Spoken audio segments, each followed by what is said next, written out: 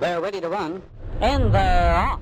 Hello, welcome to another fantastic edition of the Tongue Tie Off podcast, courtesy of pacesetters.au with Cody Winnell and Jason Bonnington. Of course, they're scratching his face. And special guest tonight, Michael Stanley, leading trainer driver. G'day, Mick. Yeah, afternoon, guys. Thanks for having me. I feel really privileged to be, an early guest on the new podcast that you guys have put together, which is fantastic.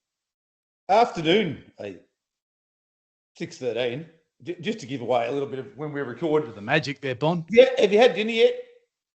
Mick, Probably the shadows in everyone's background gives away the time of day game on, but no, it's not quite dinner time yet. But no, still happy to be with you, lads. Before we kick off, Mick, with any sort of chat about we want to cover a bit of ground, Exotic Bushranger, You Bet Your Tiger Pie, and just how things are going and your career, etc. What time do you get up of a morning? We're not too bad. We're probably 6:30. I think we're really lucky. Most harness trainers having your own property, so you don't have to rely on the tracks being done etc. like the galloping places. So but we get the horses fed and that while it's still a little bit dusk, and then as soon as the daylight comes up, we get into working them. So it's early enough, but it's it's quite manageable to get through your day. Who gets fed first? Mick, you and Jen and the kids, or the horses? Who gets fed tucker first? The horses. We're a pretty lean family, so yeah, definitely the horses. And is it all hands on deck, Mick, or how many horses have you got? And I know Jen, is she still got the thoroughbred license? Yeah, she has a couple of gallopers there, but she's back teaching at St. Pat's full time, so they're more of a hobby. So sure. So we're just it's been a tough year of pretty well been battling it outside for a number of months on my own, but we have one staff at the moment, and my father and brother have been coming up a couple of days a week to give us a chop out on fast work days, which has been handy. So, it's been tough, but now we've got one staff member back on deck, which makes it a lot easier. Might be a reasonable little segue and a place to start. I don't know whether you, Mick, have threatened or thought about, there's plenty of talk over the last few years, I'll just go into the gallopers. So much easier. Throw all the gear away.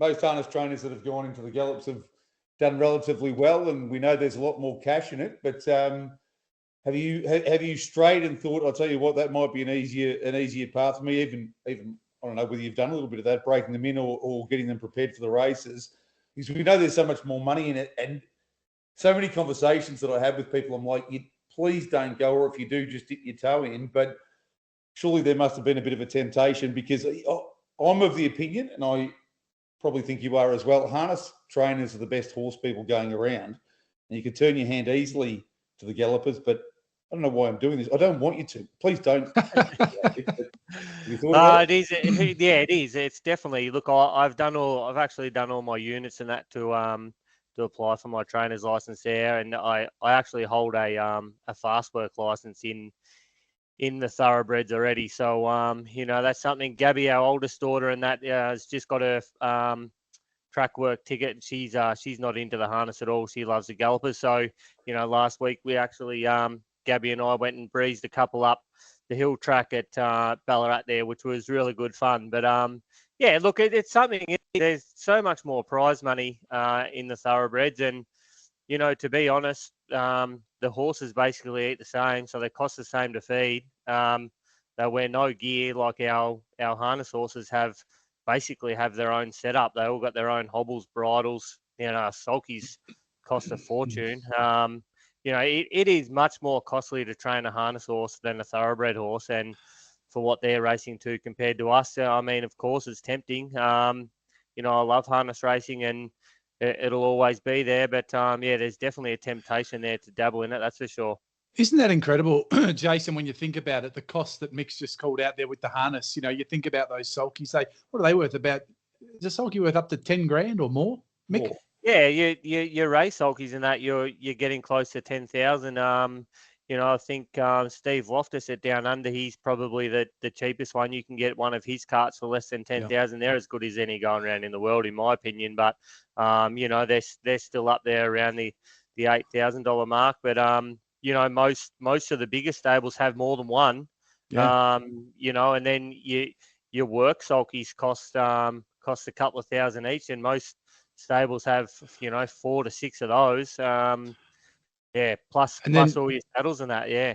And on top of that, you got all the gear you've talked about. But then the other thing, I guess, is we don't have many training centres, in the game, and so everyone's kind of got their own track, which costs money to maintain and put new dirt on and all that sort of thing. And I was talking to Steve Cleave once a while back, and he was just telling me all those costs that we might not think about too much because we're not training and maintaining the properties, but it's just keeping your track up to speed. And then, of course, the diesel costs, the petrol costs, getting around. It mounts up. And when you look at the thoroughbred prize money compared to the harness, it's an extraordinary sort of revelation that I hadn't really thought about, Mick, the cost of training paces and trotters compared to thoroughbreds.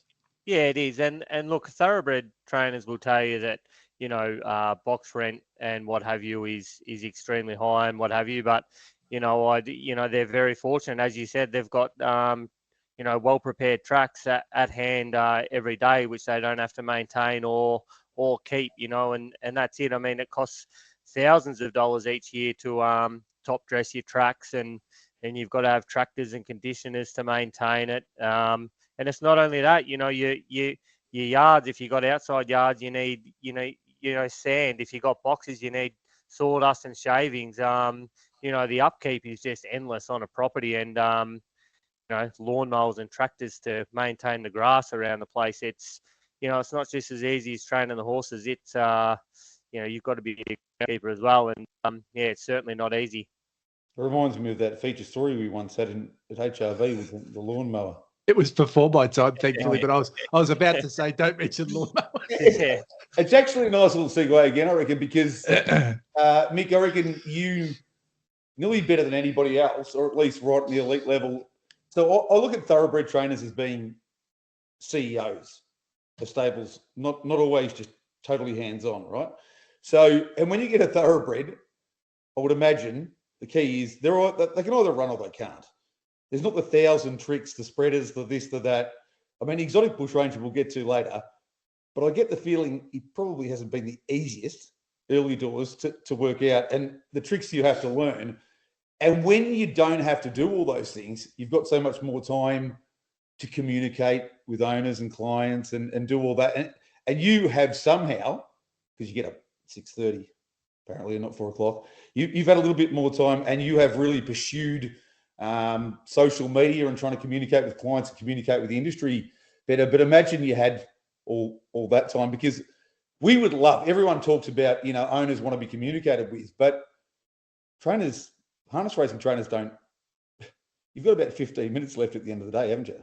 Yeah, it's extremely hard. And, and that's sort of the hard part. As you said, I pursued the social media and getting owners and syndications and that early doors. I'm sort of over that phase at the moment because it's just too hard. It's and you get say 10 to 15 owners in a group, and they see the communication that the thoroughbreds do give out, with these every second or third day, giving the video updates and what have you. And look, I'm happy to give you a video update every 3 days if you want to pay me $160 a day like the Gallopers are getting, so I can pay someone that does half of my work for sure. But, it's just not sustainable in our industry, unfortunately.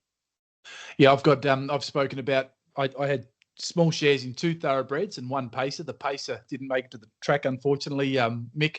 And then one of my thoroughbreds, since we last spoke, Bon, is now not going to be coming back from its second spell. Oh. So we're not having much luck. But, the communication's interesting. It's not the trainer who's updating it. It's one of the staff. It's, the trainer will jump on and do a voice record every now and then, but he's getting that phone thrust in front of him by, whether it's a syndicate manager or whether it's one of his staff. And then, they're just doing their job, which is really half the just time, managing comms. Half the time, I don't think they're, there are some out there, Mick, that are very hands-on, but I think there's a fair few thoroughbred trainers these days that are letting their staff do most of that as well. There is. I've heard quite a lot of thoroughbred ownerships with mates with shares and that, and his assistant trainers and what have you actually doing that sort of stuff for them. But, that's the luxury that they have with, what they can afford to have on their payroll, isn't it? Because of not only the prize money, because of the way their prize money is, they can afford to, charge out $160, $180 a day and be a more professionally run outfit. Not that harness racing stables aren't professionally run, because they are on the upkeep and training of the horse. But as you say, by the time we do all the work ourselves, and then we still have to go, we haven't even talked about going to the races or the trials yet, in between what we have to do at the work. So that's probably why, I've got sort of one little syndicate that, I want to keep going with the guys that have been here for a long time from the start of the journey. But, just to have single owners like Rob Watson, who I can talk to on the phone and give an update, every second day, every third day is, much more controllable for me to just jump in the car and have a chat to him as we're heading along the road. Mick, I don't want it to seem like, we're here we've launched this project. We know Harness Racing Victoria's come out recently and said there's some financial struggles in the industry. We know that. You would know it better than anyone as trainers and drivers and owners. But it can't all be doom and gloom. It just can't be, because we can't let it be doom and gloom. When you look forward, and I know you've talked about getting the thoroughbred, ticket and that sort of jazz. From a harness point of view, is there a pathway forward to growth? Is there a pathway forward to, being able to do ownership better or promote ownership better? I know we used to speak about this. It must be nearly 5, 6, 7 years ago now, or 8 years ago that we HRV have to help out. Pushing that. Of course they do. But Mick, do you think there is a pathway forward to turn ownership and promotion around and syndication, or is that, not something that's top of your mind at the moment in the harness game? It's honestly, it's not at the top of my mind at the moment, because it's extremely tough, with the prize money cuts at the moment, like how, 6 years ago when I went out to the yearling sales, I mean, for a young fella to get a horse and syndicate it, that person has to go out and purchase the horse himself before they can syndicate it. So if you're a 30-year-old, starting out training and you want to syndicate a horse, I mean, it's extremely hard to go to the yearling sales and buy a horse for $40,000 and then try and syndicate it when, firstly, if you get stuck with it, you can't syndicate it. You've got to somehow come up with the $40,000. And you're enticing people to jump into a horse, that's racing for $4,500 to $7,000, 90% of the races that you're running. So look, tough sell. It's not at the forefront of my mind. I didn't buy at the yearling sales. This year I didn't even attend a yearling sales, and I probably won't next year, because I'm just finding it extremely tough to to entice people to get into one. We need to turn the ship around something. Sorry. No, but but this is the straight talk that it's all about. This podcast is all about. It's we've got to embrace the fact that things are tough, and we've got to, it's up to the leaders to turn things around, isn't it? That's what it's all about, Jace. Yeah, well, I've got Rob Watson, will support me because I've been with him for a long time. But, because of the prize money cuts in Victoria at the moment, I've just lost 5 horses of his to WA, which I could be racing around in metropolitan races every week. And unfortunately, he's taken them to Western Australia because he said it's not viable to race them in Victoria. So I know that we want to sort of promote it and uplift it, but for sort of someone that's lost half of his racing team to a state that is, going better than us, it's, it's a little bit frustrating. Well, I think one thing that should be mentioned here, I'm sure everybody knows it, but for those who don't, the only reason Rob is an owner with you is because you did, in your spare time outside of training and driving and doing everything else, you pursued it. So, and it's something that's right. Yeah, exactly. That's right. I mean, that was probably thanks to a good friend of mine, Adam Wilkinson, which you two guys would know, who's a very switched on guy. He sort of came up with the idea. We were schoolmates, and he said, I reckon we should sort of target some major breeders and owners that have horses that are with a number of stables. So we sent an email around, and Rob was the only one that actually replied to us. And that was nearly 12 years ago, and Rob and I are going really strong. And he said he's still got his breeding operation here in Victoria, and yeah, he has taken half of the mares to WA, but he'll still breed, 8 or 10 in Victoria, and if he gets a champion, it'll stay here. So we'll continue to try and find that champion, and stay in the sport that we do love. G'day to Wilco. Hopefully, Absolutely. He's been a while. He's his old man John. Yep. John's still about. Hopefully, he's got plenty of horses with Lils. He does. Yeah, he's got a couple with Kyle Marshall too, I reckon now. Lils and Kyle Marshall. So they're Kyle's branching out a bit. Yeah. I want to throw this in here just to try and turn the ship around, and we'll edit it out if you don't want me to mention it a bit. But this is why I want to talk about passion, because when I got the lemon and SARS from the old Herb, the old HRV, got plenty of lovely messages. But do you know the very first message I got on the phone was from, what's your middle name, Michael? Ian. Michael Ian Stanley. M.I. Stanley. Yep. People from outside the game, I think Mick would have been shocked by that, because we have had our disagreements and we butted heads a couple of times, and people would think you wouldn't have been the first bloke. And your message, it meant a lot to me, to be honest. You messaged some lovely thoughts, and the truth. Can I jump in and just say on that? I remember J-Bon, you had a stack of messages, but when I reached out to you, Mickey called your message out specifically. It absolutely meant a lot to him. It did. And the truth is, it's about passion, because we wouldn't have disagreed if neither of us had passion about the game. You just let it go through to the keeper, and we're having this conversation, and it's so easy.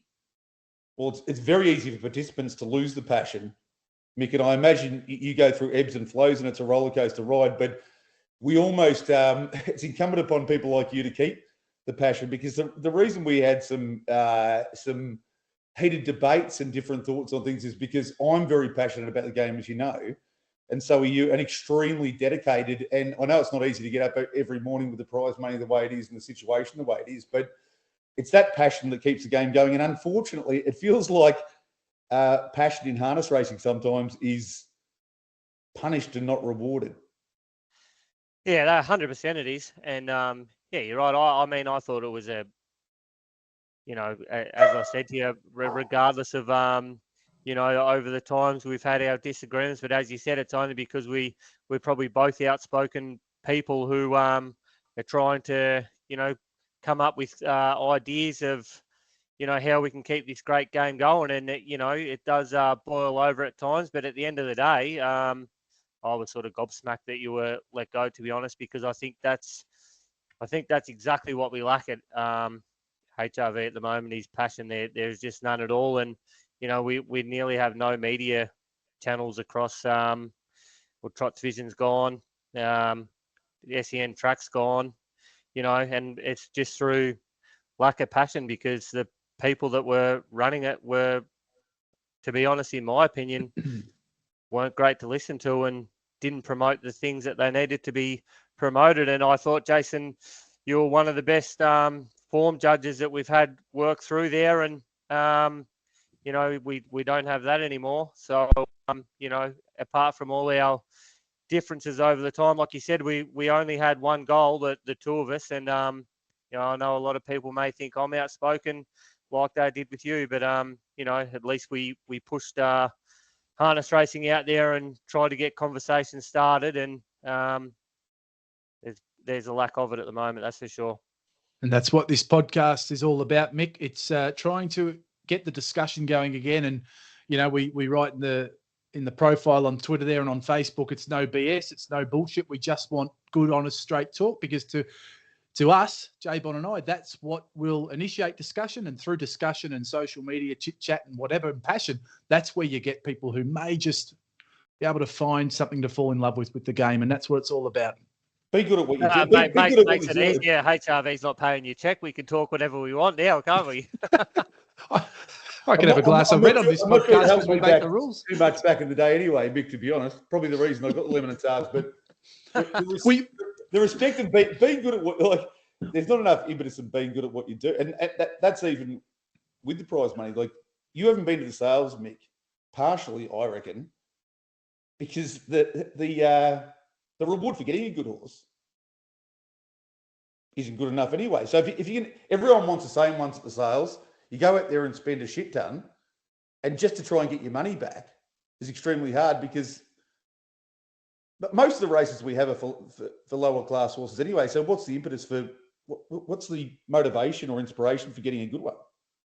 Well, you're really only buying a dream, aren't you? Really, that day at the sales, you're buying a dream. You're trying to sell it to a bunch of owners. Yeah, I know. Look, no, I should go the other way. Look, I've been extremely successful at the yearling sales. A lot of the horses, I won't buy a horse for 100,000. My bracket is 20 to 40, and a lot of the horses I bought, I think Barroom Banner, I paid 26,000 for, and he won over 200. So our Marzi, we paid 30, and she won over 200. Drain the Swamp, we paid 24. He won over 100, and we sold him to America for 100. So I've had a lot of success stories where, we haven't paid a lot, and owners have got a great reward. So, and I think, when you go into the yearling sales, if you don't have the budget like the Stuart Tonkin stable, that's sort of the way you have to deal with it. But you don't always get lucky, and that's the thing when you're sort of dealing in that bracket. There has been plenty of slow ones in there also.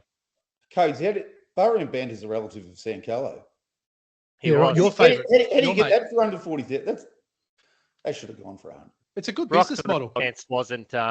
Wasn't sort of in favour stallion at the time, so and that's what you got to do. I sort of generally go to the yearling and I buy on type first. They have to look like a good horse, and then I'll go through their breeding afterwards. But if they don't look like a good horse, I won't buy it to start with. But there's your edge, isn't it? If you've got the eye for it, Mick, and you've managed to turn that into a good business model, obviously the training and driving as well, it's all part of it. But as you say, it starts with having an eye for it. And I'd imagine at the sales, that's where you get your edge. Yeah, it is 100%. But it's like we say, we go back. I was lucky I was able to find owners for those horses. But I think that year I bought 5 horses from 20 to 30,000, and I didn't have one owner when I bought them all. And you can go to the sales companies and get credit for 30 days. But if I didn't find owners for them at the end of that 30 days, I was in awful trouble at home, I can tell you. Rough 30 days, yeah. That's what we're asking young trainers to do. They have to front the money themselves, and until they get that support from owners. And it's extremely nerve-wracking thing to have to put yourself out there and do to start with. Now, I want to talk about Exotic Bushranger because I haven't absolutely because I haven't taken in a lot of traditional trots media of recent times.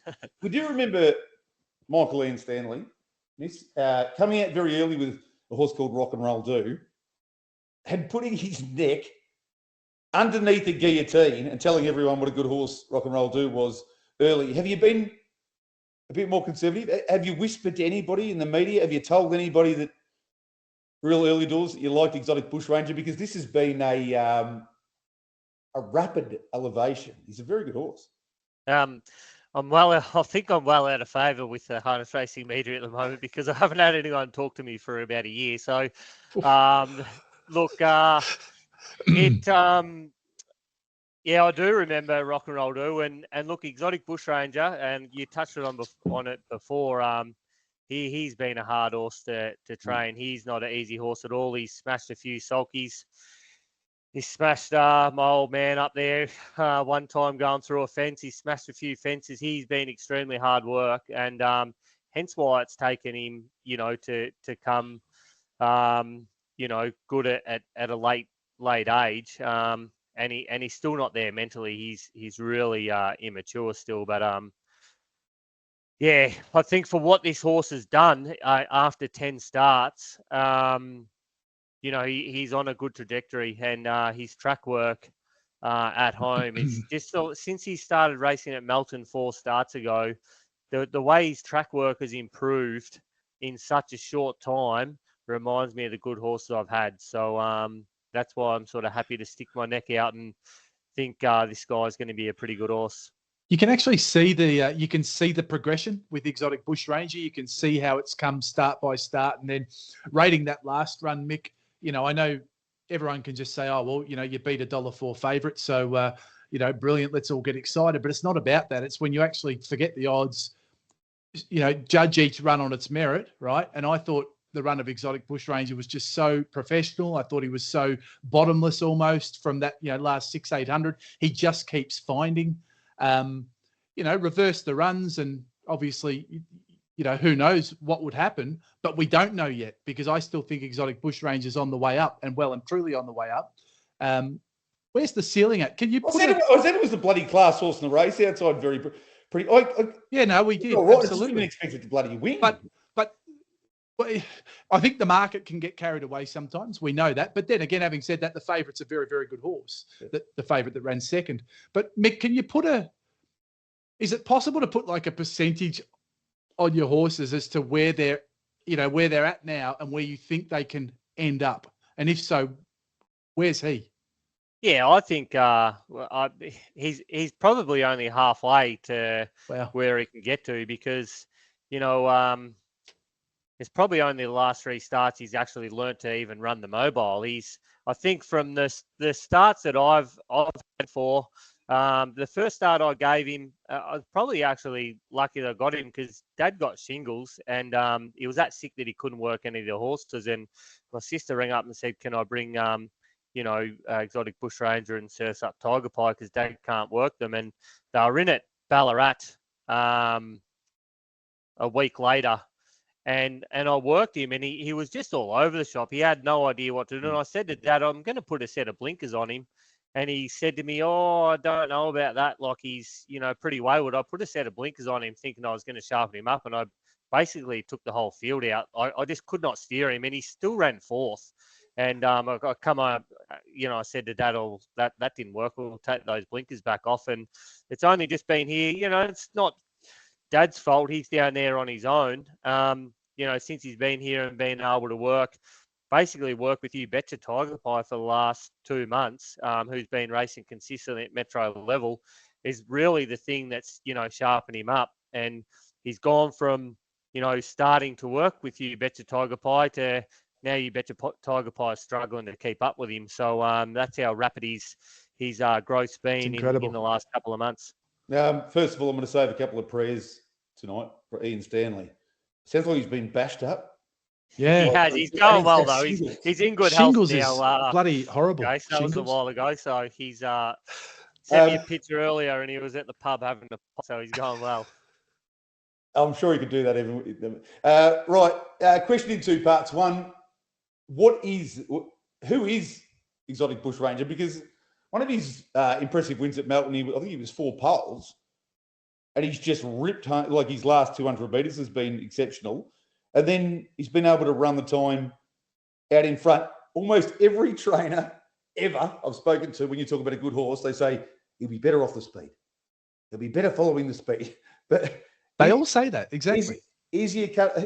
When he gets to a high level, will he be that horse that wants to follow speed, or can he run that? Will he just get better? And question 2, you say he's not mentally there yet. Are there some horses that that actually never get there?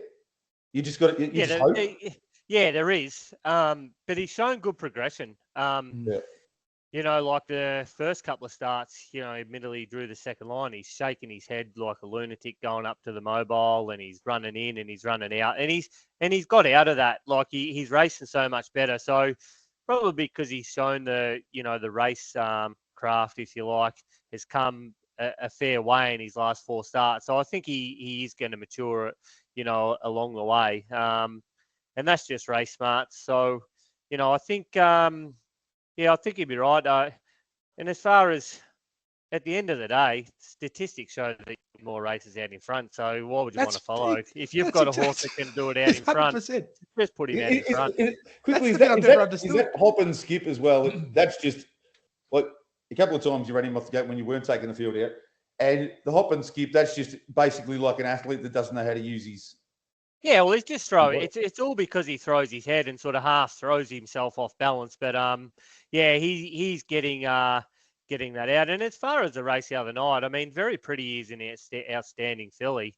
She shouldn't have been $1.04 drawn the second line against 73 to 80 rated Raiders. I mean, the simple fact is, a 3-year-old filly, like, doesn't matter what stable you're in, you shouldn't be forced to race your horses against older metropolitan horses to a lead-up race into a Queensland Oaks. Now, okay, she's pulled up a bit flat and they've had to miss a 150K race. And, I mean, I don't feel sorry at all for that because at the end of the day, that's the way I had to run the race to beat her. So, but the simple fact is that the stable had no other options to run that 3-year-old filly in any other race, to get a run before a Queensland Oaks because of the way the rating system is. And that's not right either. I'd be flat as well. Just quickly, I'll hand you over to Cody. Dominic. Did he go as well as you were expecting or better? I was extremely confident I would win the race. Like I said, she was a 3-year-old filly. Beautiful. I actually said to Nathan Jack. You got my number. You obviously texted me at some point. I don't keep paying $40 if I tell everyone. Look, we're even in the final. When I put Nathan Jack on him, I said to him, listen, to be honest, I mean, if you want to hold the front, hold the front. I said, but we are still teaching him if sort of Matty comes up and has a look, too serious, let's still teach him. I said, but, if you feel like your lead comfortable and you're happy to hold the front, I'm confident that he'll hold the front and would have won that night. But, they probably taught him a bit more of racing craft that night. And we were able to do it this time. Like I said, it was an extremely good win. Like, he ran off the gate from 7. Enormous. And it was massive. And he kept rolling. And as exceptional as Very Pretty is, she only came out just off from down the back and got straight outside me. It's not as if she had to sit outside me the whole trip and still couldn't wear me down. So, he done it from start to finish. And I drove him like that because I thought I could win. He's an exciting horse, there's no doubt about it. Jay Bond, a little bit of fun fact for you. So Exotic Bushranger's dam was Smiley Ella, who Mick had. But there was another horse that just, the half-sister was, or half-brother or sister, Ella's Puppeteer, half-brother. So Ella's Puppeteer, who went on that winning streak in there for a while. Mick, that was with you, yeah? Yeah, Ella's Puppeteer, actually, I think he still holds a track record at Charlton. He sat in the breeze at Charlton. That win was crazy. That's right. Yes. He won he got to Metro level in 8 starts. Ella's Puppeteer is probably one of the horses that, potentially could have been a star for me, but unfortunately broke down. But he was an absolute star, Ella's Puppeteer. And it's good that the mare's thrown another good one. Absolutely. And I want to ask you about Rock and Roll Do, Mick, I believe over in New Zealand at the moment and staying put for a while. Yeah, I read that the other day that he's staying over there. So, I wish Brendan and Ann really well. I've had some great memories with Rock and Roll Do that I'll forever cherish, and I'll watch on with great interest. He wasn't easy either. You've got a knack of finding good ones that are not simple to train, Mick. Yeah, I mean, first of all, let's just take a fast horse. I don't care whether they're easy to train or not easy to train. I'll just a fast horse. But he was extremely hard horse to train. I made those wins even more great, knowing what we had to deal with to get him there. Absolutely, and a phenomenal talent. So he'll change stables now, Mick. That's I didn't sort of necessarily go too deep into the article. Is that how it works, or how's that working? Oh, that's the way I read it. Yeah, okay. It read like he's staying over there with Cran. So if he's having another tilt at New Zealand Cup, I guess that makes sense. If he's got an aversion to Larry shirts, will he be coming back across the straight? I hope he comes back. I hope he comes back across. Yeah, that'd be great. Can I give you? This is not easy, Vic. So if you've got nothing on hand, I reckon you would have though. I'll give you up to 3, but even 1 if there's only one that comes to mind, and not things that we can't do, but things that we can. But if you were running the ship, and again, we'd have to give you more than $160 for one of those text updates. But if you were running the show, what would you focus on? What are a couple of things that you'd be looking to change at headquarters and in harness racing, like Australia-wide? The rating system's got to go. It's no good. Tiered prize money, where people can rate their own horses would be the go. I think your better horses aren't going to race for your lower tiered prize money if they're in the same class. I think that would be a great way to start to solve the programming. But I know we're struggling for money and we're going through all these cuts, but we just can't possibly be racing for 4,500. We need a way to change that. I don't know how you do it, but even the hobby trainers, they can't be racing for 4,500. I know that we have to put up with it for a while, but don't know how we do it. But that'd be one thing I'd be pushing hard to change. But I think it starts with the rating system. I think we need a better system than that. I can't see how it's better than the old system. I don't think they'll change it, but I think we've got enough evidence behind us that it hasn't worked like they hoped it would. So that'd be the first thing I'd be changing. What's the biggest issue? You just go up. You go up in the ratings too quick. Yeah, like a horse like the Exotic Bushranger, who had 10 starts with 6 wins. He would have the opportunity to go through his classes in the country and become a furnished horse. We're trying to now. It's okay because we're winning the prize money, so you can't be greedy at the same time. But I think the 2 and 3 year olds, it really hurts. I'll go back to Very Pretty. She's a 3-year-old filly, had 8 starts, and she's a 78 rater. So. We've got 2-year-olds at the moment. 2-year-olds that have won 4 or 5 races as a 2-year-old, they're going to be 70 raters, and they're going to have to race Metropolitan horses if they want to lead up race to, for the Vic Bred and that as well. So there's no concession to go through your grades. The 2 and 3-year-olds, it really hurts. I think the only horses that helps is those older horses that haven't won for a couple of years and they keep dropping back. It helps those horses that are out of form, and they're the only ones. Very well put, Mick, your arguments on the rating system. And, mate, I think we've gone miles over time, which was always going to happen. I think it's good to catch up with the chat for you. What's that, J-Bon? Oh, I thought you said David Miles was here. No, Mick. We've gone massively over time, and but Mick, always generous. Certainly in my time at HRV, running the media there, and J-Bon as well. You were always willing to put your hand up. I remember back when we were just introducing trainers into Sky, J-Bon, alongside you. I know Mick was there in the marquee doing some comments on each race. And, of course, you embrace the ownership stuff, Mick. You embrace the social media, so no one can ever accuse you of not having a really good crack. So we've appreciated that over the years, and we appreciate you coming onto the new project.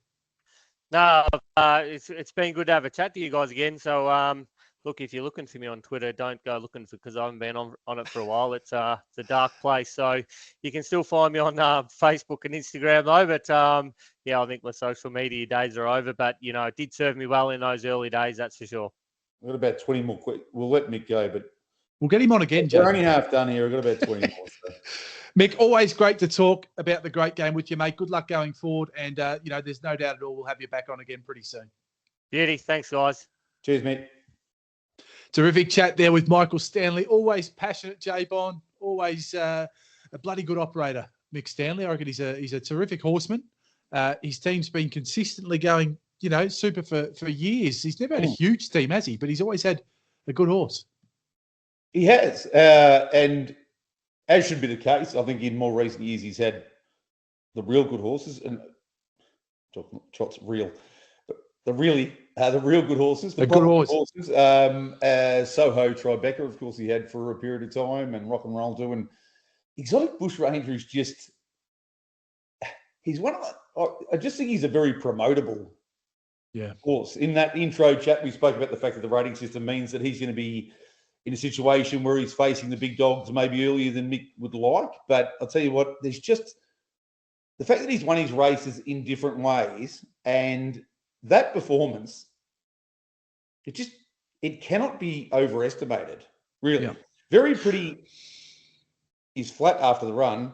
Yep. And I think any horse would be flat trying to chase down that time. And for those who've taken in the intro chat with Mick Stanley, one of the critical keys there was that he's not switched on yet. And what was the mile rate? 154.2 or something? Yeah, I don't have it in front of me, but something like that. Anyway, if you can slash a couple of seconds off that.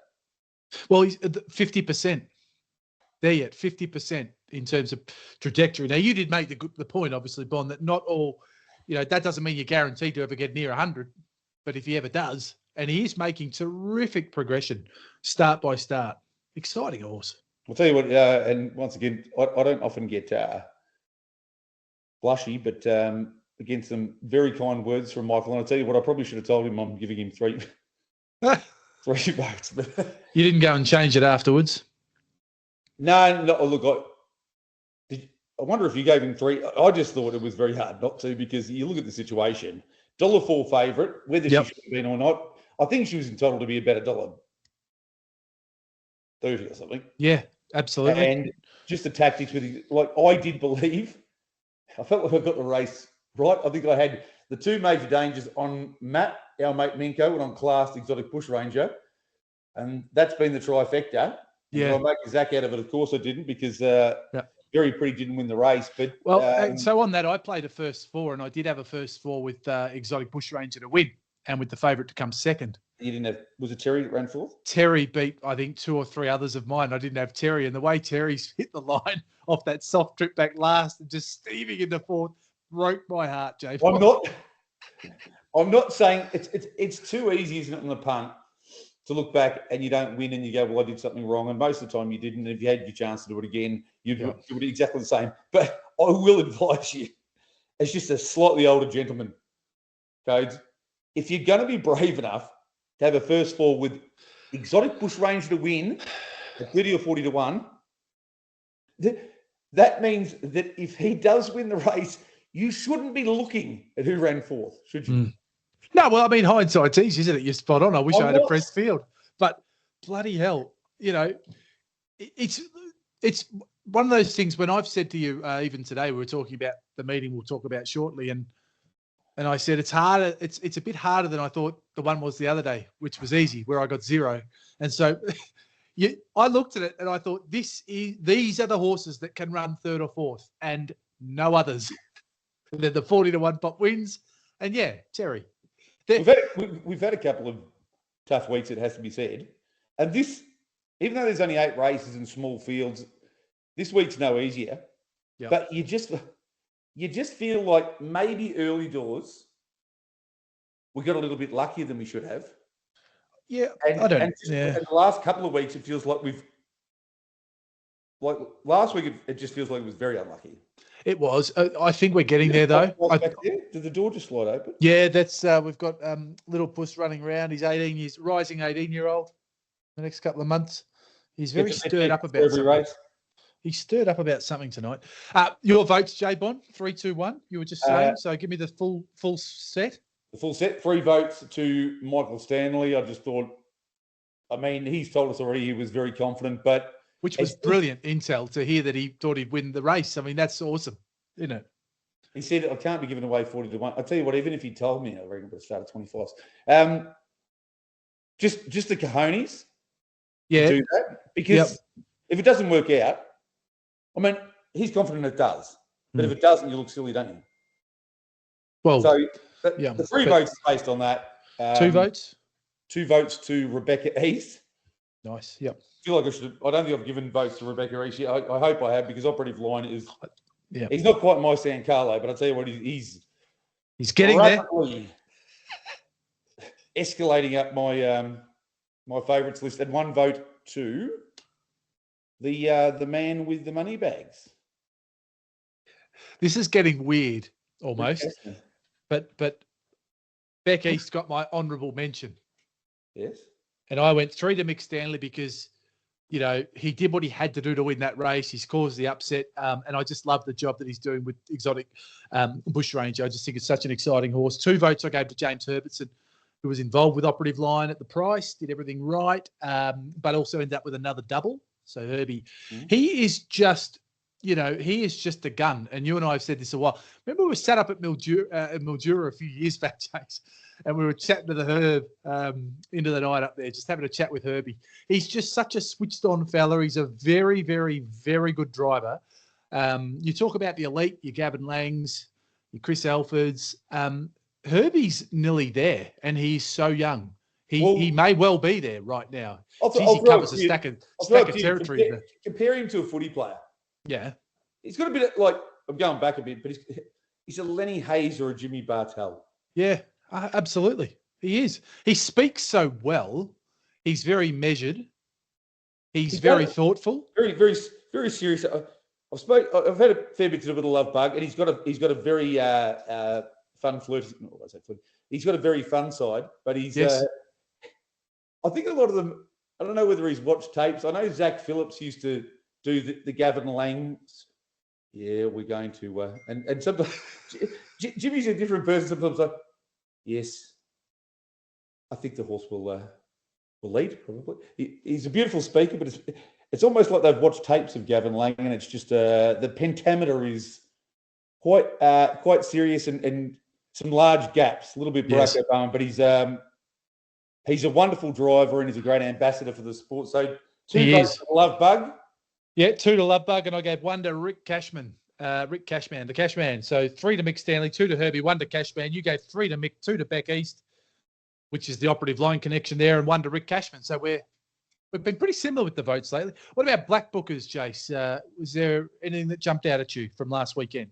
There were a couple of them. There always are, but under the totalitarian, authoritarian rules of Cody Winnell. What's your middle name? Joseph. Cody Joseph. I don't know why I'm so kidding. Cody Joseph Winnell. I wonder if we've both got the same 2 then, because I could name more, but I've got 2 that really stood out. Well, if you didn't already, so I don't know what the rules are on like how we're going to play this, but if I hang on, give me 2 secs, Bon. I need to let this cat out real quick. 2 secs. He's got to let the pussy out. 18 years of age and full of swagger and attitude. There we go. Saying, "Let me out." If you didn't, he was going to pull up the carpet. I reckon he was going to do. Have you already got business class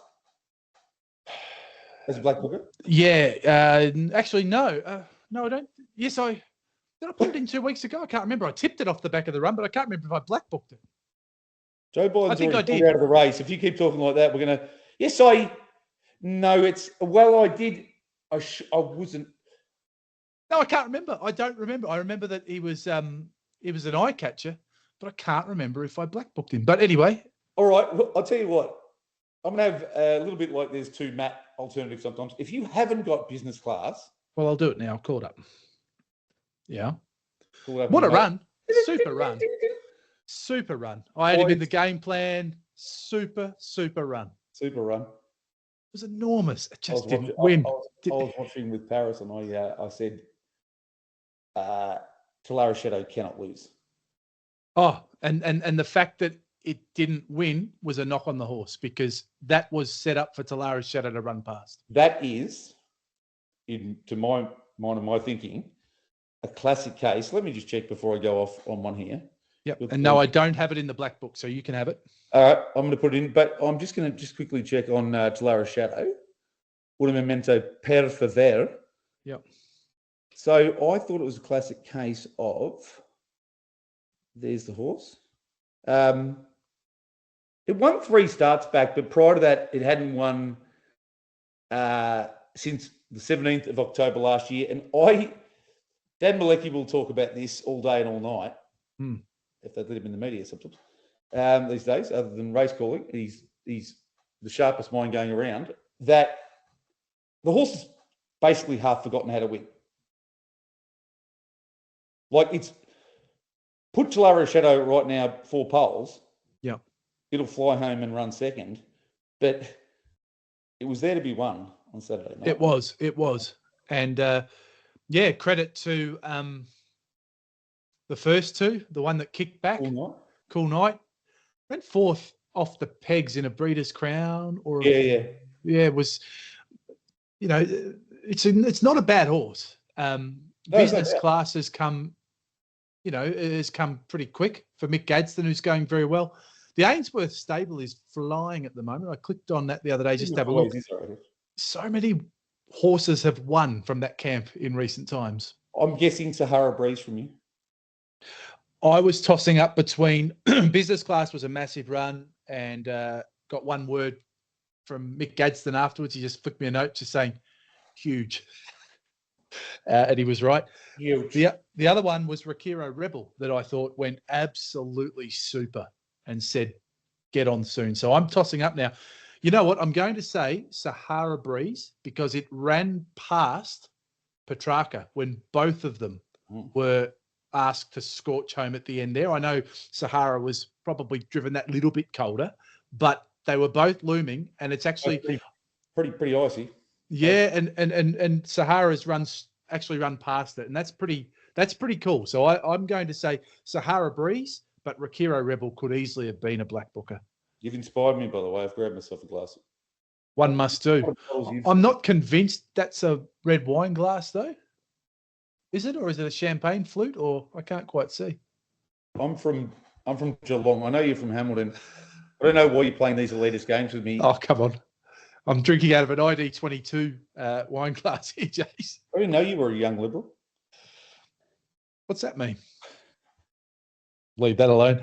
All right, we've got the black bookers sorted. Right. We've done the votes. Let's do some form, eh? Let's do some form. Yeah. It's a skinny-ish program, J-Bon. Small fields. I'll tell you what, I'll count them. You know when it gets printed out on 2 pages? Yeah. That you haven't got a lot? 8 races, but I'll tell you, I'll give you the gem. 10, 22, 32, 40, 47, 55, 67. Yep. Standard breds will rock up. So that's a lot. Absolutely. And I did notice that I was up ready to roll on Tuesday morning to start the form, and I did notice that the fields didn't come out until 1:30. It's typically 11:30 in the morning, isn't it? 11:30. I think so, yeah.